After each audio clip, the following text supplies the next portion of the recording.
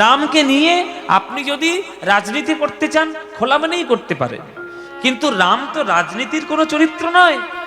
রাম হচ্ছে মানবতা জাতির একটি চরিত্র।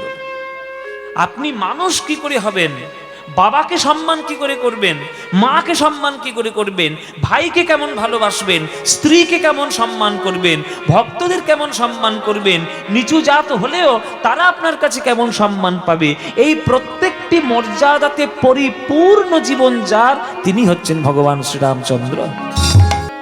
মর্যাদা পুরুষোত্তমকে রামচন্দ্র, ভগবান শ্রীরামচন্দ্র। তার মতো মর্যাদাশালী পুরুষ, তার মতো মর্যাদাবান ব্যক্তিত্ব ভারতবর্ষে হয়েছে কিনা কখনো সন্দেহ রয়েছে। তিনি একটা ঐতিহাসিক চরিত্র তো বটেই, কিন্তু আমাদের সনাতন অবলম্বীদের কাছে তিনি ভগবান, স্বয়ং বিষ্ণুর অবতার।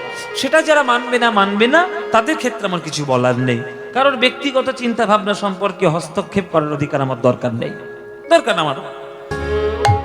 তার মতো ব্যক্তিত্ব হয় না, তাই তাকে মর্যাদা পুরুষোত্তম রাম বলে। মায়েরা, তোমরা জেনে নাও, যেটা তোমাদের জানা নেই বা জানার দরকার সেটা জেনে নাও। আমরা সবাই জানি যে কইকেয়ী রামকে 14 বছরের জন্য বনবাস দিয়েছিল, কিন্তু এটাও জেনে রাখুন রামকে কইকেয়ীর মতো কেউ ভালোবাসতে পারেনি।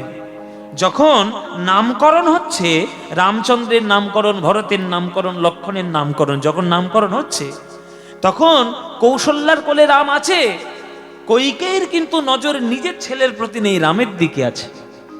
ওই যে রাম নামটা দিল, কইকেয়ীর মনে এত আনন্দিত হলো যে রামকে নিজের ছেলের থেকেও বেশি ভালোবাসে কইকেয়ী। তাহলে এখানে প্রশ্ন হবে যে কেন তাহলে এত ভালোবাসার মানুষকে ওই 14 বছরের জন্য বনবাস দিল? এটা তো হবেই, একটা কাহিনীতে কিছু যতক্ষণ না একটা টুইস্ট আসবে ততক্ষণ তো শিক্ষা হবে না। এইটাই তো কালের ফের, সব সময় সমান গতিতে জীবন যাবে হয় না, জীবনটা উথাল পাথাল নিয়েই জীবন। যেমন সারা দিন আপনি দিন পাবেন এইরকম কোথাও হয় না, সেটা হয়, কিন্তু দিনও যেমন হবে রাতও তেমন হবে। যেমন নরওয়েতে, আমাদের পৃথিবীতে নরওয়ে বলে একটা জায়গা আছে, ওখানে 6 মাস শুধু দিন হয়ে থাকে, আবার 6 মাস শুধু অন্ধকার হয়ে থাকে। তা 24 ঘন্টার মধ্যে না হলেও 6 মাস ধরে তো হবে। তেমন জীবনও ওই রকম কখনো সমান গতিতে যায় না, টাল মাটাল তো থাকবেই। তাই 14 বছরের জন্য বনবাসে পাঠিয়ে দিল। এবার 14 বছরের বনবাস করে আসার পর রাম যখন সবাইকে প্রণাম করছে, ওই ছোটবেলারই নিয়মের মতো রাম আগে গিয়ে প্রণাম করেছিল কইকেয়ীকে। তখন কইকেয়ী কাঁদতে কাঁদতে বলেছিল, রাম, তোর সৎ মা হয়ে নিজের ছেলের কল্যাণের জন্য আমি তোকে বনবাসে দিলাম, আর তুই আমার চরণে আগে প্রণাম করছিস, তুই কোন ধাতু দিয়ে গড়েছিস বাবা? তখন রামচন্দ্র একটা উত্তর দিয়েছিল, উত্তরটা আপনাদের জানার দরকার। রামচন্দ্র উত্তর দিচ্ছে কইকেয়ীকে, মাগো, আমার যারা রয়েছে সকল অন্যান্য মা, তারা প্রত্যেককে আমার স্নেহে অন্ধ বলে আমার কি করে মঙ্গল হয় এটা তারা বুঝতে পারেনি। কিন্তু তুমি যেহেতু সৎ মা, তুমি আমার স্নেহে অন্ধ নও, কিন্তু আমার প্রকৃত কল্যাণ জগতে কি করে হবে একমাত্র তুমিই বুঝেছো। এরা স্নেহে অন্ধ, আমরা স্নেহের মধ্যে অতিরিক্ত স্নেহ দিয়ে ছেলে মেয়েদেরকে মাদর করে তুলি। কিছু মনে করবেন না মায়েরা, আপনারা স্নেহ দিন, কিন্তু শাসনটা সমানভাবে জরুরি। কৌশল্যা আমার স্নেহে অন্ধ, সুমিত্রা আমার স্নেহে অন্ধ, দশরথ পিতা আমার স্নেহে অন্ধ, তাই আমার ভালো মন্দ তারা বোঝেননি। কিন্তু তুমি আমার স্নেহে অন্ধ নও, আমার প্রকৃত মঙ্গল কি করে হবে সেটা তুমিই বুঝেছো। কেন? বলে তুমি যদি আমায় বনে না পাঠাতে, তাহলে আমি এত বছরের যে শিক্ষা ওইটা 14 বছরে সম্পূর্ণ করতে পারতাম না। প্রজারা বন জঙ্গলে কেমন বসবাস করে, বাইরের জগৎটা কেমন, তারা কত সুখ দুঃখে আছে, প্রজাদের সঙ্গে সম্পর্ক স্থাপন করতে গেলে নিজেকে কেমন ভাবে তৈরি করতে হবে, এটা যদি আমি বনবাসে না যেতাম তাহলে কি আমি জানতে পারতাম? তাই হে মা, তুমি আমার প্রকৃত মা, তুমি আমার স্নেহে অন্ধ নও, তাই প্রকৃত মঙ্গল কামনাটা তুমি আমার করেছো। বলুন তো, কোন সৎ ছেলে সৎ মাকে গিয়ে এই রকম ধরনের কথা বলে তাকে প্রণাম করবে? কেউ করবে? সে নিজের মা হোক আর সৎ মা হোক, কেমন ভাবে তাকে মর্যাদা দিলে তবে তার সম্মানটা বজায় থাকবে, সেটা রামচন্দ্র ছাড়া আমাদের ভারতবর্ষে আজ পর্যন্ত কেউ বোঝাতে পারেনি। আর এই মূর্খ ভারতবাসীগুলো রামচন্দ্রের চরিত্রকে না জেনে তাকে নিয়ে রাজনীতি করছে। এর থেকে বড় লজ্জাজনক আর কিচ্ছু হয় না। আমি কোনো পার্টি পলিটিক্সে যাচ্ছি না। কে কি পার্টি পলিটিক্স আপনি করবেন সেটা আপনার ব্যাপার, আপনি কোন মতাদর্শে চললে আপনার ভালো লাগবে আপনার ব্যাপার। কিন্তু রামচন্দ্র যেন আপনাদের কাছে রাজনীতির চরিত্র না হয়, রামচন্দ্র যেন আপনার মানবতার চরিত্র হয়, আপনার জীবনের আদর্শ হয়, তবেই রামচন্দ্রকে বুঝতে পারবেন।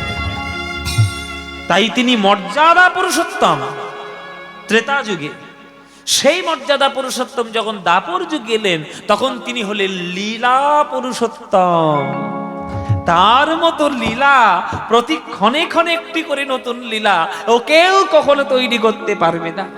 মায়েরা, যেদিন থেকে জন্ম নিয়েছে সেই দিন থেকে যতদিন পর্যন্ত সে ছিল পৃথিবীতে ততদিন কৃষ্ণ তার নতুন নতুন লীলা করেছে।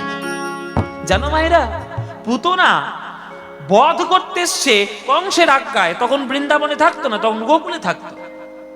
দুটো স্তনের মধ্যে কালকুট বিষ মাখিয়ে মারার জন্য এসেছে। এবার পুতনা তো রাক্ষসী, দেখতে খুব একটা ভালো নয়, রাক্ষসী বলে সন্দেহ হয়। তখন মায়াধারী বিদ্যা নিয়ে তখন সে সুন্দর একটা রমণীর বেশ ধারণ করে যশোদার বাড়িতে ঢুকেছে। যশোদার বাড়িতে ঢুকে দেখতে একটা নীল মতো ছেলে এই গড়াগড়ি দিচ্ছে আর এই মাটি চেটে চেটে খাচ্ছে। তাই তাকে নিয়ে ওই স্নেহ ভরে বলছে পুতনা, এই তোরা মা না তোরা অন্য কিছু রে, ওই ছেলেটাকে মাটির মধ্যে ফেলে রেখেছিস। ওই জন্য বলে যে মার থেকে দরদ বেশি, তাকে বলে মাসি, শুধু নয় রাক্ষসী মাসি। হ্যাঁ, রাক্ষসী মাসি। মাসি মায়ের থেকে কখনো সন্তানকে কেউ ভালোবাসতে পারবে না। তা পুতনা তো রাক্ষসী, কোলে করে তুলে নিয়েছে। সবাই যখন চলে গেল আড়ালে গিয়ে স্তনটা দিয়েছে মুখের মধ্যে, বলে এইবার মরবে, এইবার মরবে। কৃষ্ণ তখন মনে মনে ভাবছে স্তনটা পান করব না করব না, কারণ আমি জানি তো ওর মধ্যে বিষ মাখানো, খেলেই মরবো আমি। কিন্তু আমি যদি মরে যাই তাহলে লীলা তৈরি করতে এখন অনেক রকম সমস্যা তৈরি হবে। আর পুতনা অনেক আশা করে আমার কাছে এসেছে, ওকেও কিছু একটা দিতে হবে। কিছু একটা না দিলে ভগবান আমায় লোকে বলবে কেন? কেন লোকে প্রণাম করে বলবে হে কৃষ্ণ করুণা সিন্ধু দীনবন্ধু জগৎপতি? কেন বলবে? তাহলে ওকে কিছু দেওয়ার দরকার। তা আমি যদি পুতনাকে কিছু দিই, সারা বিশ্ববাসীর ভক্তরা আমার উপর রেগে যাবে যে পুতনা তোমায় মারতে এসে তোমার কাছে ভালো জিনিস পেয়ে গেল, আর আমরা তোমার এতদিন রাত করে নাম জপ করছি, কই আমরা তো কিছু পাচ্ছি না। তাই পুতনাকে কিছু দেব না, পুতনার কাছ থেকে নিয়ে নেব। কি নেব? আমি জগতের সব থেকে দামি জিনিসটা গ্রহণ করি, সেইটাই আমি নেব। তাহলে দেহের মধ্যে সব থেকে দামি জিনিস কি? প্রাণ। প্রাণটাই আমি নেব। ওই 5-6 দিনের বয়সের ছেলেটা ওই পুতনার স্তনদুগ্ধ পান করতে করতে প্রাণবায়ু টান দিয়েছে। যেই প্রাণবায়ু টান দিয়েছে, যখন প্রাণ নিয়ে টানাটানি, তখন মাটিতে গড়াগড়ি দিয়ে পুতনা ছটফট করছে, ছাড় ছাড় বাবা, ছাড় ছাড়। কৃষ্ণ বলে ছাড়বো কেন? ছাড়ার জন্য ধরেছি নাকি? আমি তো বেশ মাটিতে গড়াগড়ি দিচ্ছিলাম আর মাটি খাচ্ছিলাম। তোমায় কে বলেছে এবার কোলে তুলতে? আমি তোমায় বলেছি কোলে তোলো? তুমি এবার কোলে তুলেছো, মানে তুমি আমাকে ছাড়তে চাইলেও আমি তোমায় ছাড়বো না। এইখানে শিক্ষা, এইখানে তত্ত্ব। কিসের তত্ত্ব? ভগবান এটাই বোঝাতে চাইলেন যে আমি অনাদরে পড়ে থাকি, আমি অবহেলায় পড়ে থাকি, আমি কাউকে কোনোদিন কিছু বলবো না। কিন্তু কেউ যদি একবার স্নেহ দিয়ে আমাকে বুকের মধ্যে জড়িয়ে ধরে, পরবর্তীকালে সে ছাড়তে চাইলেও আমি তার হৃদয়ে ছেড়ে কোনোদিন যাব না। আমি যাব না। তুমি ছেড়ে দিতে চাইলেও আমি আর ছাড়বো না। তা এর মতো লীলা আর কে করবে বাবা? কে করবে বলো? ওই জন্য কৃষ্ণের লীলা 3 প্রকারের ভাগ। একটা বৃন্দাবন লীলা, একটা মথুরা লীলা, একটা দ্বারকা লীলা। 3 ধরনের ভাগ করা হয়েছে। বৃন্দাবনে সে তো বলাই যাবে না, প্রত্যেকটি ক্ষণে ক্ষণে একটা করে লীলা। তার উপর দ্বারকাও আছে, আবার মথুরাও রয়েছে। তাই কৃষ্ণ হচ্ছে লীলা পুরুষোত্তম। কিন্তু কলিযুগে আমাদের বাঙালির ক্ষেত্রে আর এক পুরুষোত্তমকে আমরা পেয়েছি। তিনি হলেন প্রেমে পুরুষোত্তম ভগবান শ্রীকৃষ্ণ চৈতন্য, আমার গৌর হরি। ওর মতো প্রেম পুরুষোত্তম আর কেউ নয়, আর কেউ নয়। যে ঝাড়িকণ্ডের জঙ্গলের রাস্তা দিয়ে একটা বাঘকে পর্যন্ত জড়িয়ে ধরে কৃষ্ণ নাম বলাতে পারে, তার মতো প্রেম পুরুষোত্তম আর কেউ আছে নাকি? আমার গৌরের মতো প্রেম পুরুষোত্তম আর কেউ হবে নাকি? কোনোদিন হবে না, কোনোদিন হবে না গো। তাই আপনারা বাঙালি, আমরা বাঙালি, আমাদের ভাগ্যে গৌরাঙ্গ মহাপ্রভু, আমাদের 14 পুরুষের সৌভাগ্য বলো যে আমরা বাংলায় জন্ম নিয়েছি, জন্ম নিয়ে প্রেম পুরুষোত্তমকে পেয়েছি। তাই 3 ধরনের পুরুষোত্তমের জন্য আজ ভারতবর্ষে শ্রেষ্ঠ, আধ্যাত্মিকতায় শ্রেষ্ঠ, লীলায় শ্রেষ্ঠ, সাহিত্যে সঙ্গীতে শ্রেষ্ঠ, এই রকম পুরুষোত্তম আর কখনো হবে না। তাই বড়ই অবতার ভাই, বড়ই অবতার, পতিতের বিলাবল প্রেমের ভান্ডার। বড়ই অপরূপ ভাই রে আমার গোরা চাঁদের লীলা রে, বড়ই অপরূপ ভাই রে গোরা চাঁদের লীলা, আমার বড়ই অপরূপ ভাই রে আমার গোরা চাঁদের লীলা, বড়ই অপরূপ ভাই রে গোরা চাঁদের লীলা। ও গো রাজা হইয়া কাঁধে করে বৈষ্ণবের ঝোলা রে, রাজা হইয়া কাঁধে করে বৈষ্ণবের ঝোলা, রাজা হইয়া কাঁধে করে বৈষ্ণবের ঝোলা। একমাত্র নিমাই এমন এমন অবতার, এমন প্রেম পুরুষোত্তম যে রাজাকে ভিখারি বানিয়েছে আর ভিখারিকে রাজা বানিয়েছে। ও মায়েরা ভালো করে শুন, রাজাকে ভিখারি বানিয়েছে আর ভিখারিকে রাজা বানিয়েছে কে? প্রমাণ কই? আছে, প্রমাণ আছে। বৈষ্ণব জগৎ প্রমাণ ছাড়া কথা বলবে না। ওড়িশার রাজা প্রতাপ রুদ্র তাকে ভিখারি বানিয়ে ছেড়েছে। সে যতক্ষণ রাজবেশ ধারণ করেছিল ততদিন একবারের জন্য আমার মহাপ্রভু দেখা দেয়নি। যখনই সে বৈষ্ণবীয় বেশ ধারণ করে ভিখারির মতো ওই হাঁটুর উপর একখণ্ড কাপড়, দ্বাদশঙ্গ তিলক শোভিত, কপালে তুলসীর মালা, আর কপালে তিলক দিয়ে গলায় তুলসীর মালা দিয়ে যখন বৈষ্ণব বেশে এসে ওই রথের পরে ওই বাগানে এসে মহাপ্রভুর চরণ ধরার চেষ্টা করলো, তবে সে মহাপ্রভুর কৃপা পেল, তার আগে নয়। কেননা প্রতাপ রুদ্র ভক্ত হতে পারেন, কিন্তু রাজা সে রাজসিক ভক্ত। তেল আর জল জীবনে মিশবে না, কেননা তেলের গুণগত বৈশিষ্ট্য, জলের গুণগত বৈশিষ্ট্য আলাদা। আপনি যতই মিক্সিতে চালিয়ে দিন না কেন, অনুবীক্ষণ যন্ত্র নিয়ে দেখবেন তেল ভেসে আছে উপরে, ঠিক ভেসে থাকবে, খালি চোখেও দেখতে পারবেন। তেল আর জল যেমন মেশে না, তেমন সাত্ত্বিক জগৎ আর রাজসিক জগৎ তেল আর জলের মতো, ওই যতই মিশিয়ে দাও সাত্ত্বিক ঠিক উপরে ভেসে থাকবে, ঠিক ভেসে থাকবে। তাই রাজা যতক্ষণ রাজা ছিলেন ততক্ষণ দেখা মহাপ্রভু দিলেন না। তিনি যখনই ভক্ত হয়ে মাটিতে গড়াগড়ি দিলেন তখনই তাকে বুকে জড়িয়ে ধরার জন্য মহাপ্রভু নেমে এলেন। তাহলে রাজাকে ভিখারি করলেন, প্রমাণ পেয়ে গেলেন। এবার ভিখারিকে রাজা করেছে সে কে? তার নাম হচ্ছে হরিদাস ঠাকুর। তৎকালীন সামাজিক ব্যবস্থা অনুযায়ী সে একটু হরিনাম গাইতো বলে, 3 লক্ষ হরিনাম জপ করতো বলে তখনকার দিনের কাজী সাহেবরা তাকে 22টা বাজারে বেত্রাঘাত করেছে, 22টা বাজারে বেত্রাঘাত। কিন্তু মহাপ্রভুই তাকে বৈষ্ণব জগতের নামাচার্য বলে ভূষিত করেছে।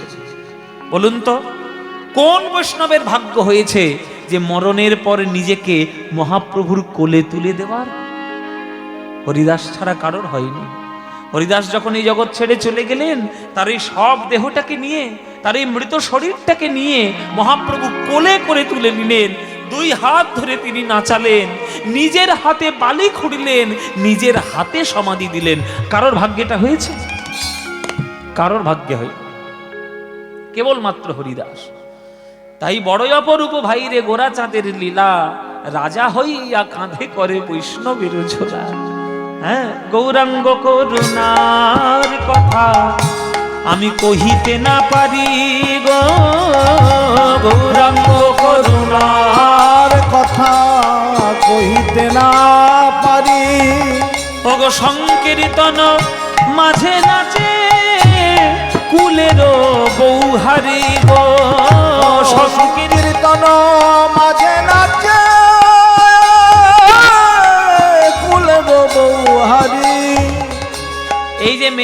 কীর্তন শুনতে এখন বেশি যায়। দেখো আজকে যেখানে যতক্ষণ বৃষ্টির মধ্যেও যারা কীর্তন শুনতে এসছে, কটা ছেলে এসছে কটা মেয়ে এসছে, দেখো মায়েদের ভাগ বেশি, মায়েরা ভক্ত বেশি। এই যে মায়ের আজকের বাড়ি থেকে বেরোনোর সাহস করেছে, এই যে মায়ের আজকের শিক্ষার জন্য এগিয়ে এসেছে, মায়েদের জন্য অগ্র অধিকার তারা দাবি করছে, এই যে তারা কণ্ঠরোধ এতদিন ছিল, তারা যেবার উদাত্ত কণ্ঠ হয়েছে, কার জন্য? আমার নিমায়ের জন্য হয়েছে। আমার মহাপ্রভু আগে বললেন যে মায়েদেরকে ভালো করে কীর্তন শোনাও। ও মায়েরা, তোমরা একটু বেশি করে কীর্তন শোনাও। কেন জানো? পৃথিবীতে তোমাদের যে ক্ষমতাটা আছে, আমরা পুরুষরা জীবনে সেই ক্ষমতার অধিকারী হব না।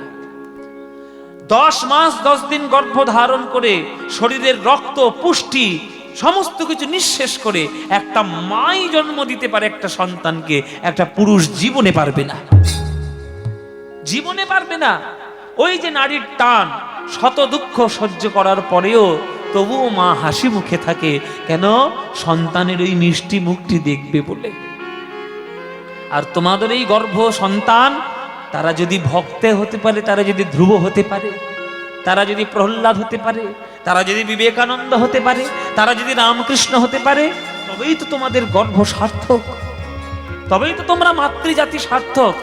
বলো মায়েরা, তোমরা এখানে আজকে যারা গান শুনছো, অনেক বেশি লোকজন নেই, তোমরা যে কজন আছে আমাকে হাত তুলে বলো, আর বুকে হাত রেখে বলো, বলো তোমরা কার মা হলে খুশি হবে?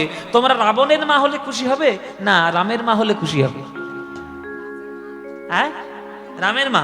দুর্যোধনের মা হবে না অর্জুনের মা হবে? অর্জুনের মা। এটা কেন বলছি? কেননা আপনার সন্তান যখন আপনার নামটা গৌরবান্বিত করবে, তখন আপনার গর্ভ সার্থক হবে।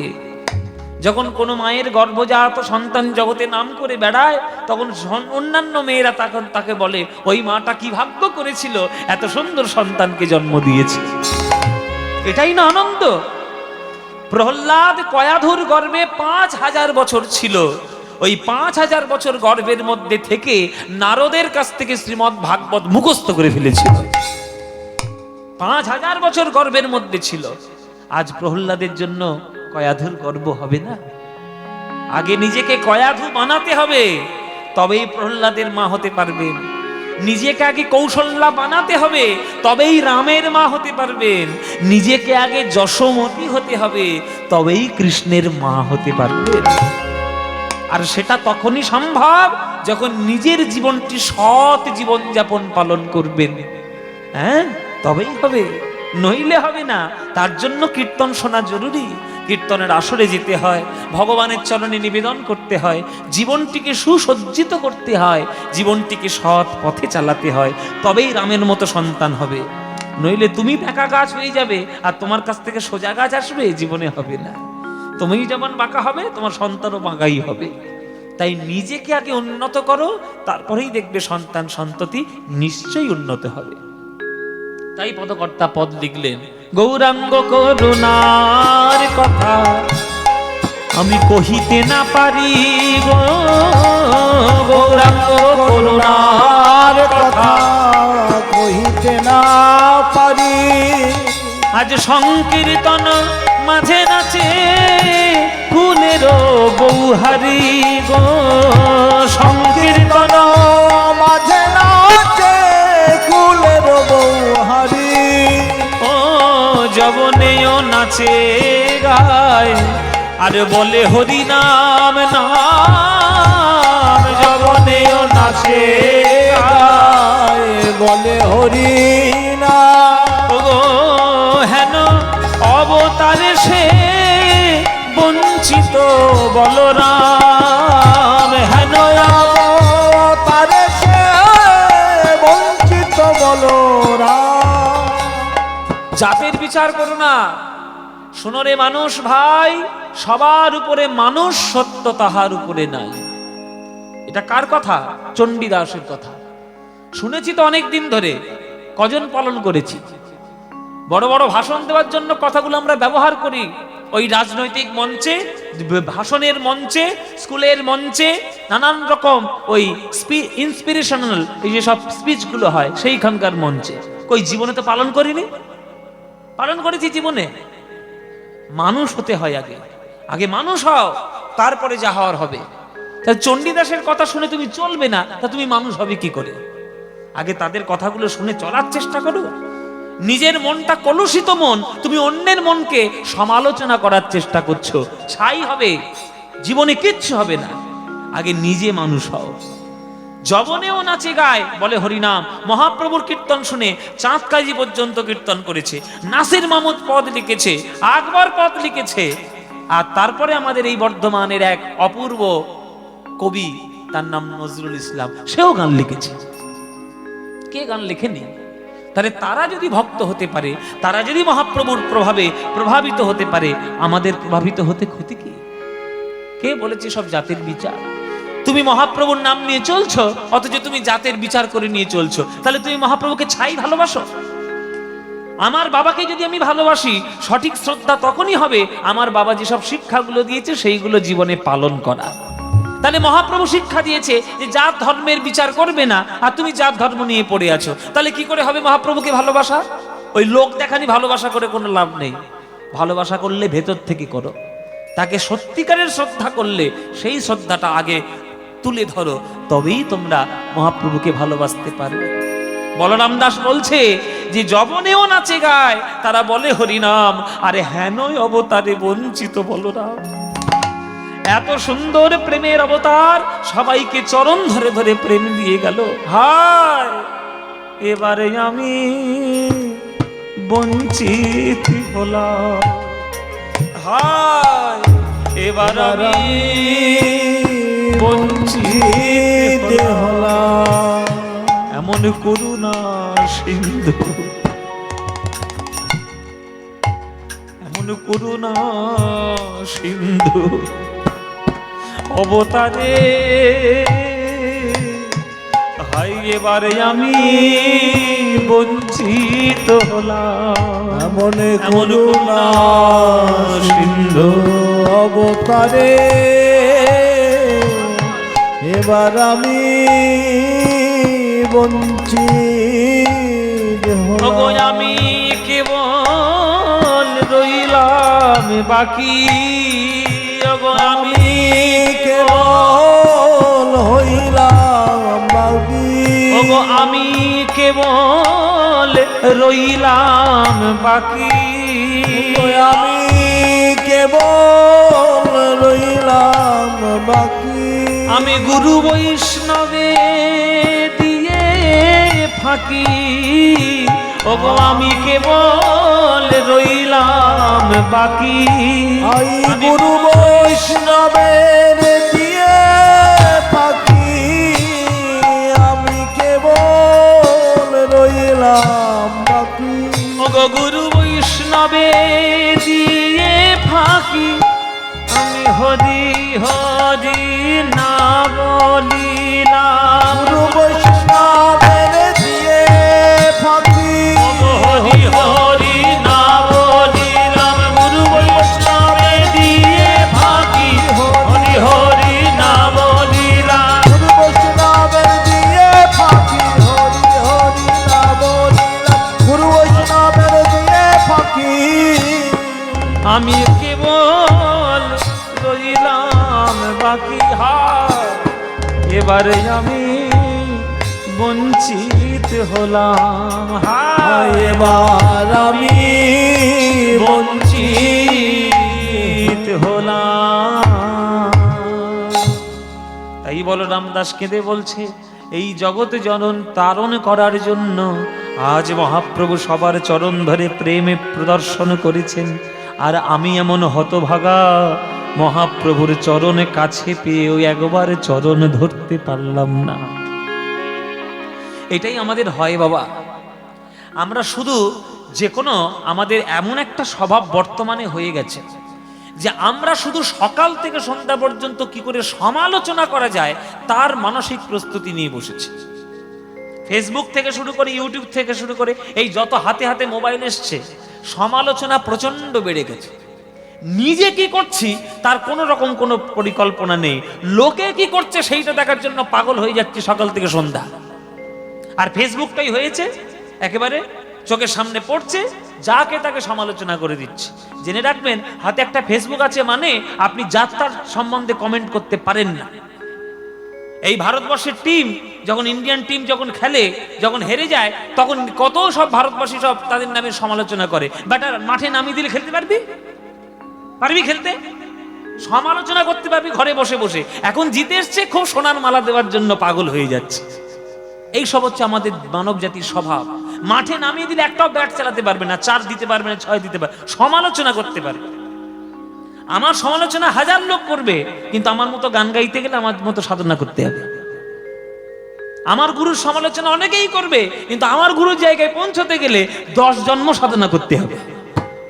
সমালোচনা করা যায়, হঠাৎ করে হাতে মোবাইল এলো, যাত্রার সম্বন্ধে যা তা বলে দেওয়া যায়, কিন্তু তার কর্ম সম্বন্ধে জানতে গেলে তার চরণে গিয়ে একটু বসতে হয়। তাই নিমাইয়ের সমালোচনা সাধারণ লোক করতেই পারে, কিন্তু নিমাই যেটা আমাদের জন্য দিয়ে গেছে সেইটা পেতে গেলে সারা জীবন তপস্যা করলে তবে পারবে, তবেই পারবে। তাই বলরাম দাস কেঁদে বলছে যে চোখের সামনে থেকে নিমাই হরিনাম করতে করতে চলে গেল, আর আমি শুধু খেয়ে শুয়ে দিন কাটালাম, সমালোচনা করে দিন কাটালাম, আমার প্রেম পাওয়ার হলো না। তাই গৌরাঙ্গ মহাপ্রভু আমাদের জন্য প্রেম নিয়ে এসেছেন। যে প্রেম গোলকের প্রেম, রাধা গোবিন্দ মিলিত তনু সোনার গৌরাঙ্গ আমার, সেই প্রেম হাতে ধরে পায়ে পড়ে আমাদের প্রেম দিয়েছেন। তাই বাঙালি হয়েছে তোমরা, যেখানেই থাকবে সময় পেলে, যখন সময় পাবে একটু গৌরাঙ্গের নাম করে নেবে। ভজ গৌরাঙ্গ কহ গৌরাঙ্গ, লহ গৌরাঙ্গের নাম রে। ভজ গৌরাঙ্গ কহ গৌরাঙ্গ, লহ গৌরাঙ্গের নাম রে। যে জনা গৌরাঙ্গ ভজে সে হয় আমার প্রাণ রে।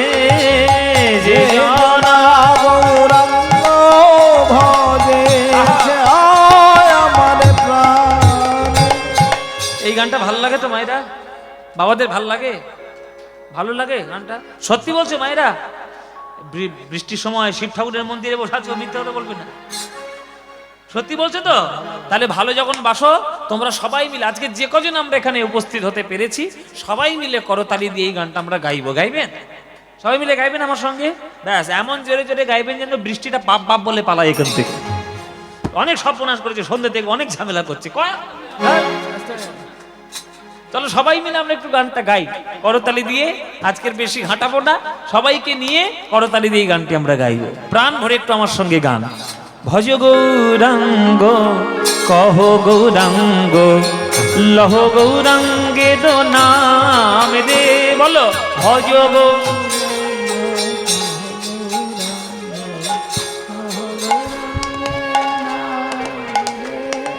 ভজ গৌরাঙ্গ কহ গৌরাঙ্গ, লহ গৌরাঙ্গের নাম রে। ভজ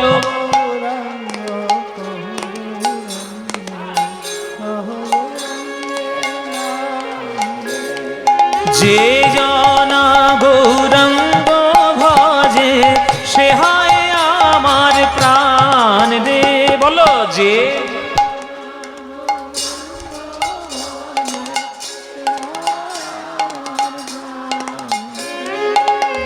প্রভাত কাটে হা গৌরাঙ্গ, যে বলে একবার রে। প্রভাত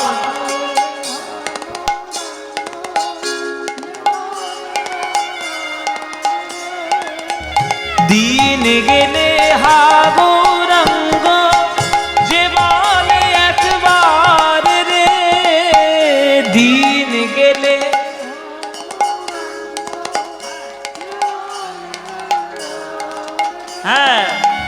সেই জন আমার হয়, আর আমি হই তার রে। বলো সেই জন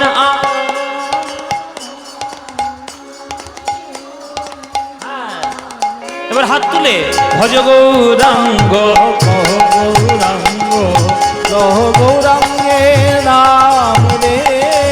ভজ গৌরাঙ্গ কহ গৌরাঙ্গ, লহ গৌরাঙ্গের নাম রে। আহা যে জনা গৌরাঙ্গ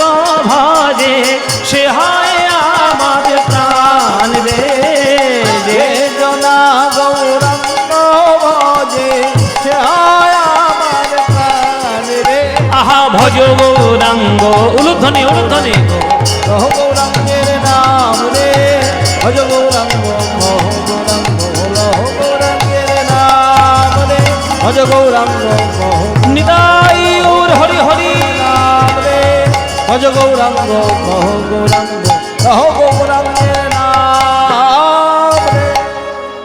বলো আনন্দ হয়েছে? হয়নি? এই আনন্দর কোথাও পাবে? এই আনন্দ পেতে গেলে প্রত্যেক বছর এই শিব ঠাকুরের মন্দিরে কীর্তন শুনতে আসতে হবে। 10 বছর ধরে আসছেন, আবার আসবেন তো? তবে এবার এমন সময় আসবেন যাতে বৃষ্টিটা টেনে টেনে না নিয়ে আসে, আর যেন বৃষ্টি না। হ্যাঁ, এই বৃষ্টির জন্য সব একবার তছনছ করে দিয়েছে। যাই হোক, এটাও কিন্তু একটা ঠাকুরের পরীক্ষা, জানো? এটাও ভগবানের পরীক্ষা। এত সোজা নয় ভগবানের ভক্ত হবে। ভগবান বারবার তোমাকে পাথর দিয়ে ঘষে ঘষে দেখবে যে তুমি সোনা কি না। কষ্টি পাথরে যাচাই না হলে সোনা যেমন বোঝা যায় না, হাজার পরীক্ষার মধ্যে দিয়ে উত্তীর্ণ না হলে ঈশ্বরের করুণাটাও কখনো লাভ করা যায় না। করুণা পেতে গেলে এত সোজা নয়। বলে সুখ মে সুমিরন সব করে, दुख में सुमिरन सब करे, सुख में करे ना कोई, जो सुमिरन सुख में करे, दुख काहे को होए। আজকে সেই পরীক্ষাটা তোমাদের হয়েছে, ওই বিকেল থেকে সেই পরীক্ষা শুরু হয়েছে।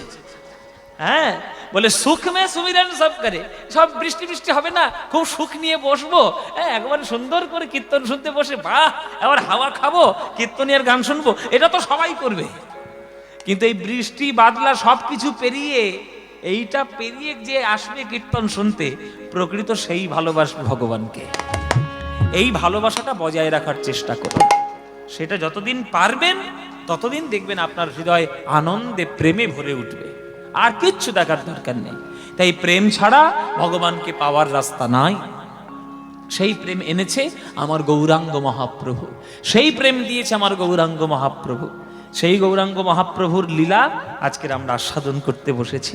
মন দিয়ে শুনবেন, যতটুকু শুনবেন একটু মন দিয়ে শুনবেন।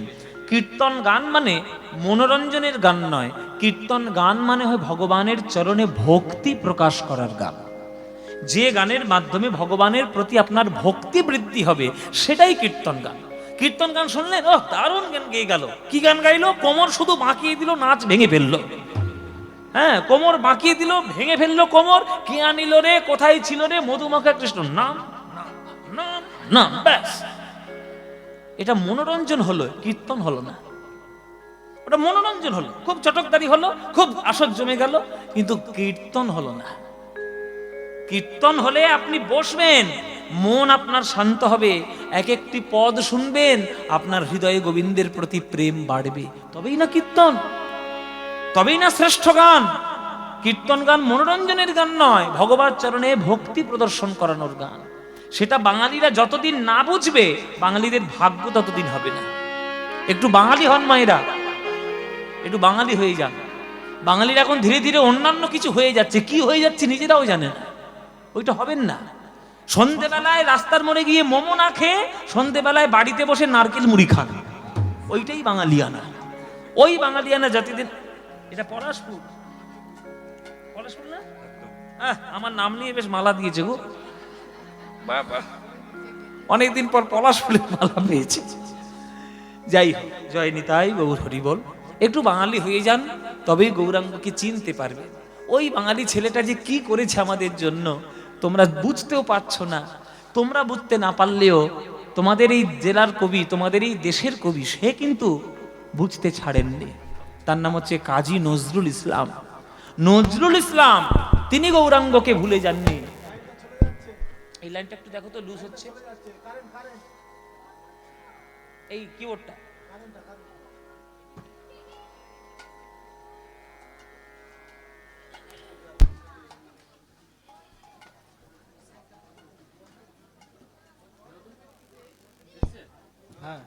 হ্যাঁ, জয় নিতাই, জয় নিতাই।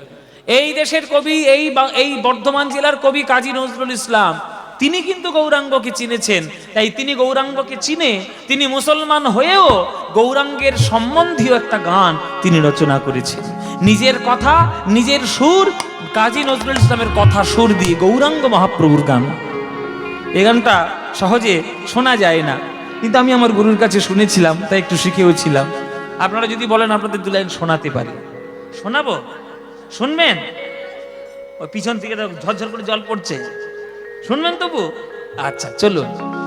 কাজী নজরুল ইসলামের লেখা, কাজী নজরুল ইসলামের সুর, গৌরাঙ্গ বিষয়ের গান, ওখানে গৌরাঙ্গ মহাপ্রভুকে নিয়ে গান, অভূতপূর্ব রচনা, অপূর্ব রচনা। মোরা, একটু হাত জোড়ে করে বসবেন মায়েরা, খুব প্রিয় গান আমার। আর খুব কথাগুলো যদি শুনতে পারেন, আহা, একবারে কথাগুলো হিরে মণি মুক্তার থেকে কম কিছু নয়, কথাগুলো এত দামি। মোরা কাঁদব না, ওগো শচী দুলাল, তোমায় ডেকে ডেকে মোরা কাঁদব না, ওগো শচী দুলাল,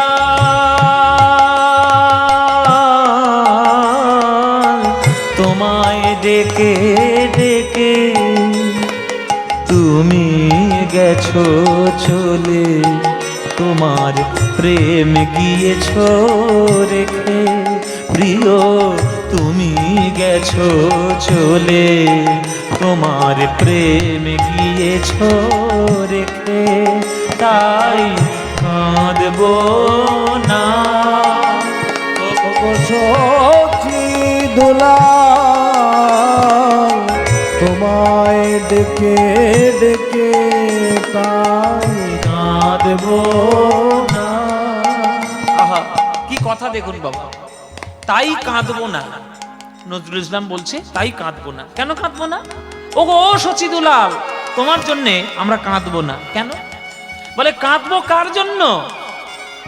যাকে হারিয়ে ফেলেছি তাকে, তার জন্য কাঁদবো। যে চিরকাল আমাদের সঙ্গে সঙ্গে রয়েছে তার জন্য কেন কাঁদবো?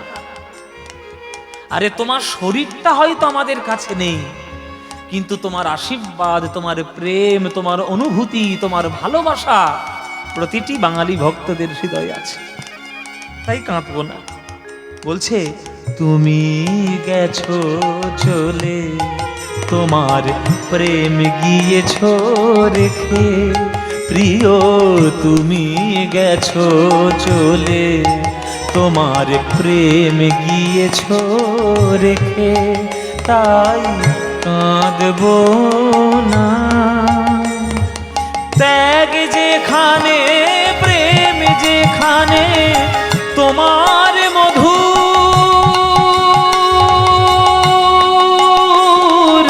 রূপ সেখানে, ত্যাগ যেখানে, প্রেম সেখানে, তোমার মধুর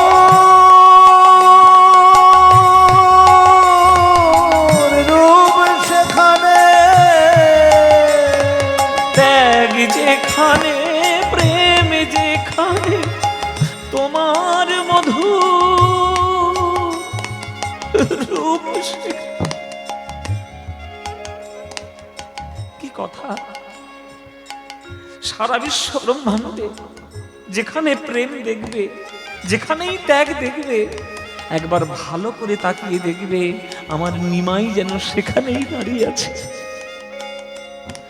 ত্যাগ যেখানে, প্রেম যেখানে, তোমার মধুর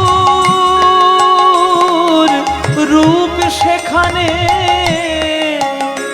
ওগো জগন্নাথের দেউল, তোমায় রাখবে কোথায় ঢেকে, ওগো জগন্নাথের দেউল, তোমায় রাখবে কোথায় ঢেকে, তাই কাঁদবো না। ওগো শচী দুলাল, তোমায় ডেকে ডেকে তাই কাঁদব না। ওগো সখী দুলাল, তোমায় ডেকে ডেকে হলো বৈরাগিনী ধরা, তোমার চরণ ধুলি লিখে, হলো বৈরাগিনী ধরা তোমার চরণ ধুলি মেখে, তোমার মন্ত্র নীল অসীম আকাশ চাঁদের তিলকে কে, তোমার মন্ত্র নীল অসীম আকাশ চাঁদের তিলকে কে। এই গান জীবনে পাবে? এই গান আর পাবে? কাজী নজরুল ইসলাম এই বাংলায় জন্ম নিয়েছে, আমাদের হাজার গুণে সৌভাগ্য ভালো। চিনতে পারলে না তো তাকে, ওই যে বললাম শুধু সমালোচনাই করে গেছে। তাকে চিনতে গেলে তার গানগুলো শোনো, পড়ো, ভাবো। সমালোচনার মন নিয়ে কীর্তনের আসলে বসবেন না। ভাগবতীয় প্রেম ভক্তি এইগুলো লাভ করার জন্য কীর্তনের আসলে বসুন, তবেই না কীর্তন শোনাটা সার্থক হবে। পৃথিবীর এমন কোন দেশ আছে আমাকে দেখাতে পারবেন যে দেশের কোন প্রান্তে মানুষের বসবাসযোগ্য যে দেশগুলো আছে সেই দেশের কোন প্রান্তে একটু ধুলো নেই? দেখাতে পারবেন? আমেরিকাতেও ধুলো পাবেন, লন্ডনেও ধুলো পাবেন, ভারতে তো প্রচুর ধুলো পাবেন, জাপানে গেলেও ধুলো পাবেন। এমন কোন দেশ নেই যেখানে ধুলো পাবেন না। আপনারা অনেকে আমাকে প্যাঁচে ফেলার জন্য বলতেই পারেন, কেন বাবা অ্যান্টার্কটিকা? অ্যান্টার্কটিকা কি মানুষের বসবাসযোগ্য? অ্যান্টার্কটিকা পেঙ্গুইন থাকবে, মানুষ থাকবে? সেটা মানুষের বসবাসযোগ্য নয়। মানুষের বসবাসযোগ্য যে দেশ আছে তার কোনো না কোনো প্রান্তে ধুলো আছেই আছে। তেমনি কাজী নজরুল ইসলাম বলছে পৃথিবীর যে কোনো প্রান্তে যে কোনো ধুলো থাকুক না কেন, সব জায়গায় জেনে রাখবে মহাপ্রভুর চরণ ধুলো যেন চারিদিকে ছড়ানো রয়েছে। মহাপ্রভুর চরণ ধুলো যেন পৃথিবীর প্রত্যেকটি কোণে ছড়ানো আছে।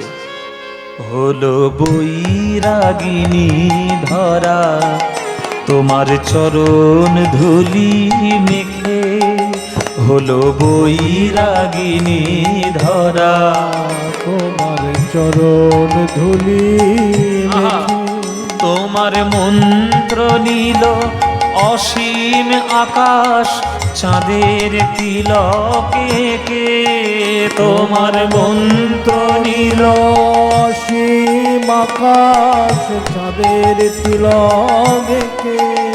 ওগো সুন্দর যা কিছু হেরি, ওগো রূপ সে শচী নন্দনেরি, সুন্দর যা কিছু হেরি, ওগো রূপ সে শচী নন্দনেরি। তোমার ডাক শুনি যে আজ হৃদয় পুরীর সাগর থেকে, তোমার ডাক শুনি যে আজ হৃদয় পুরীর সাগর থেকে, তাই কাঁদব না ওগো শচী দুলাল, তোমায় ডেকে ডেকে তা কাঁদব না গো শচী দুলাল, তোমায় ডেকে ডেকে।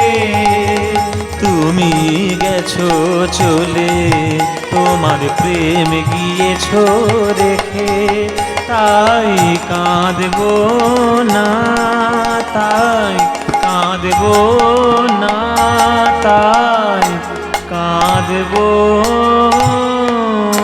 না।